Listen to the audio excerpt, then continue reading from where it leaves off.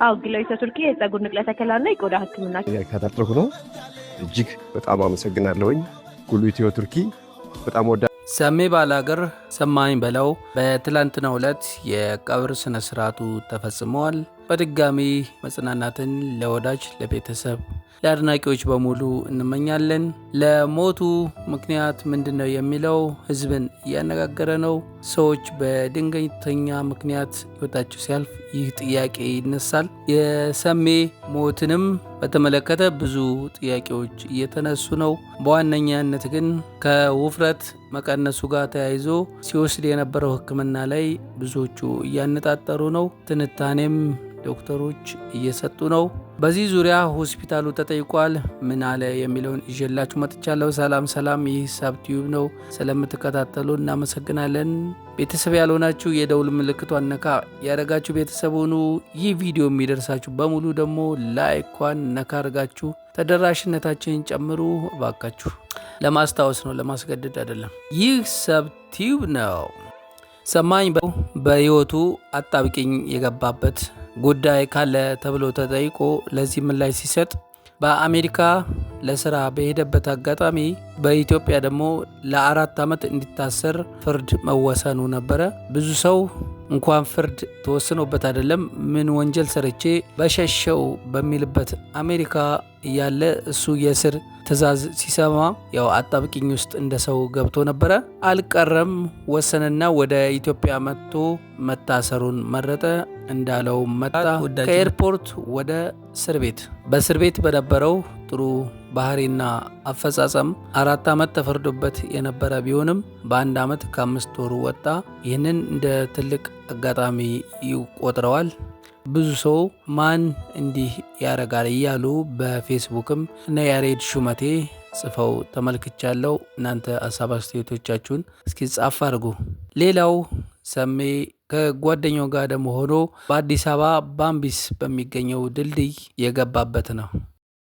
ከ11 ዓመት በኋላ ፋይሉ ከተዘጋ ከ11 ዓመት በኋላ ክስ ተመስርቶ የታሰርኩበት ከአሜሪካ መጥቼ የገባሁበት ማለት ነው። ያው ትልቁ አጣብቂኝ እሱ ነበር።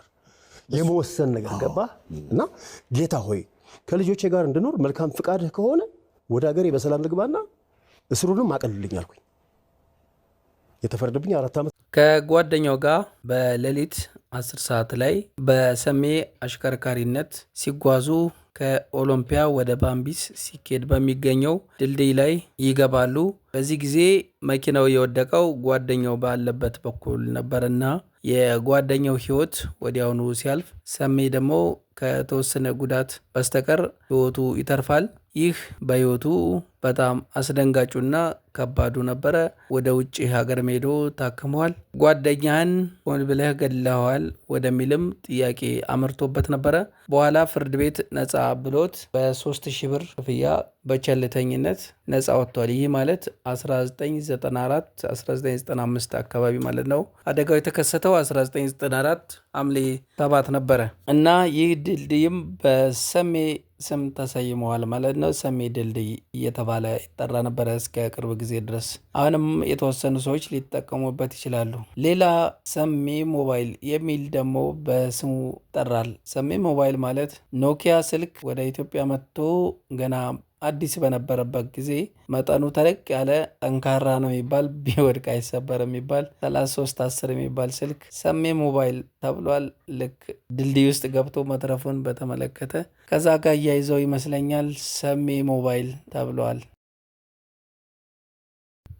ሰሜ ባላገር ወደ ሙዚቃ የገባው በ1978 ህዳር 11 ቀን እንደሆነ ያስታውሳል። ቀኗንም አልረሳትም። በዚህ ቀን ወደ ሙዚቃ ገብቶ ህይወቱን በዛው ቀጥሏል ማለት ነው።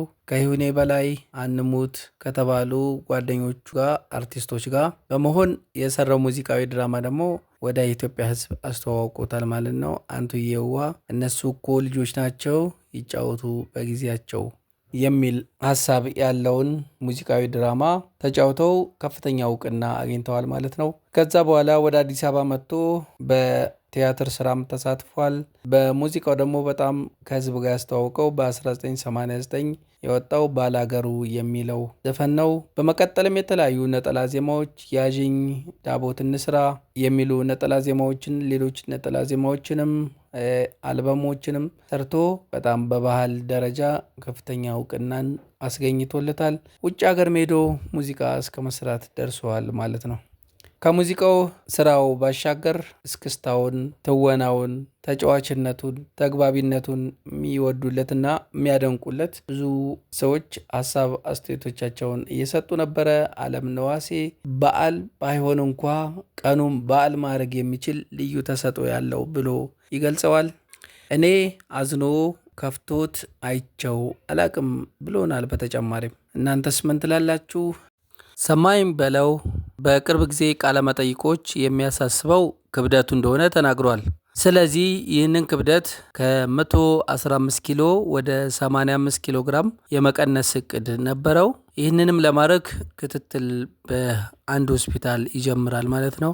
የደረሰበትንም ደረጃ ለሕዝብ እያሳወቀ ነበረ።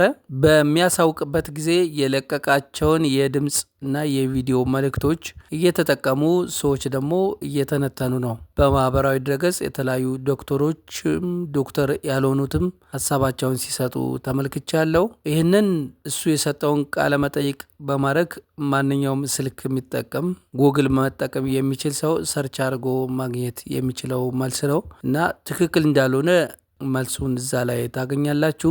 አንዱ ስህተት ይሄ ነበረ ማለት ነው። ለሞቱ ምክንያት ይሄ ስህተት ነው ማለት፣ ለሞቱ ምክንያት ደግሞ ይሄ ነው ማለት አስቸጋሪ ሊሆን ይችላል። ምክንያቱም በቀኑ በዛች ዕለት ዘፋኙ ምን እንዳጋጠመው ስለማይታወቅ የአስክሬን ምርመራ ተደርጎ የዛ ምርመራ ውጤት ነው ሙሉ መልሱን ሊያስገኝ የሚገባው ማለት ነው።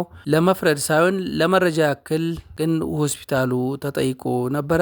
ሆስፒታሉ የሰጠው መልስ ኦኬ። ኤፍሬም እባላለሁ። እሺ ከጂኤፍኤም ነው የምደውልልሽ። ከየት አሉኝ? ይቅርታ። ከጂኤፍኤም ነው የምደውልልሽ። ከጂኤፍኤም ነው። እሺ እሺ። እያወራን ነበር አንዳንድ ነገሮችን እያነሳን ከአርቲስቱ ጋር በተያያዘ በአጭር ጊዜ ያሳየውን ለውጥና አንዳንድ ነገሮች ጋር በተያያዘ ቆይታ እያደረግን ስለነበረ ኢትዮ ቱርኪዎች ደግሞ እናንተ ጋር ስለነበረው ቆይታ ጥንካሬው ስለነበረው ሂደት አጠር ያለ ቆይታ ላደርግልሽ ነበረ በስልክ። እሺ የሚመለከተውን ክፍል እንትን ልበሎት፣ እኛ ኮል ሴንተሮች ነን። ኦኬ አንድ ኮንታክት ብታደርጊ ለምን አየር ላይ ስለሆነ አሁን ብዙ ሰው ቴክስት የሚያደርገው ነገር ስለሆነ እንዴት ነበር የሚለው ነገር ኮንታክት እንድናደርግ ነበረ። ኦኬ መስመር ላይ ጠብቁኝ።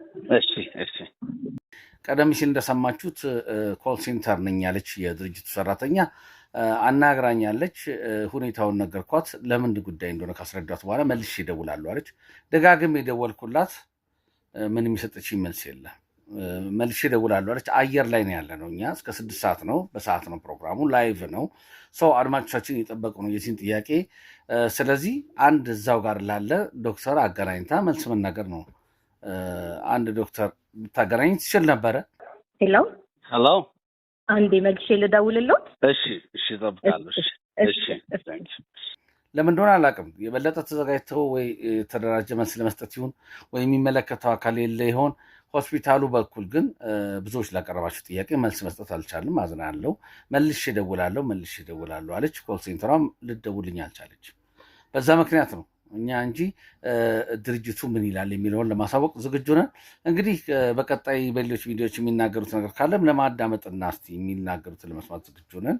ኤኒዌይስ እኛ ግን ማድረግ ያለብንን ሞክረን ነበረ። መልሼ አሁን እደውላለሁ። አሁን መልሼ አሳውቃለሁ። ዶክተር አገናኛለሁ፣ የሚመለከተው አካል ጋር ቆይታ ታደርጋላችሁ ብላ 2-3 ጊዜ ደወልኩላት። መልሳም እስካሁንም እንግዲህ ወጥቻለሁ። አሁን ከዝግጅት ወጥቼ ነው ያለሁት ከረጅም ሰዓታት በኋላ ምንም የተደወልልኝ ነገር የለም። ሰው መደወል ነበረባቸው። ለማንኛውም በአሪፍ መዝናኛ በኩል ያደረግነው ጥረት ይህን ይመስላል ማለት ነው። አመሰግናለሁ። የሆስፒታሉ መልስ እንግዲህ ቆይ እናገናኛለን በሚል የሚመለከታቸው ሰዎች ይመልሳሉ በሚል መልሳቸውን ሳይሰጡ ቀርተዋል። ወይ የተደራጀ መልስ አስበው ሊሰጡ ይሆናል። ቃለመጠይቁን ያደረገውን ኤፍሬም አበበን እናመሰግናለን። በሙዚቃ ዙሪያ የሚሰራ ልጅ ነው። ለቃለመጠይቁ እናመሰግናለን። እናንተ ሀሳብ አስተያየቶቻችሁን ከዚህ ጻፍ አድርጉ። ላይክ ማድረግ እንዳይረሳ። በቀጣይ ቪዲዮ እስከምንገናኝ ደህና ሁኑ።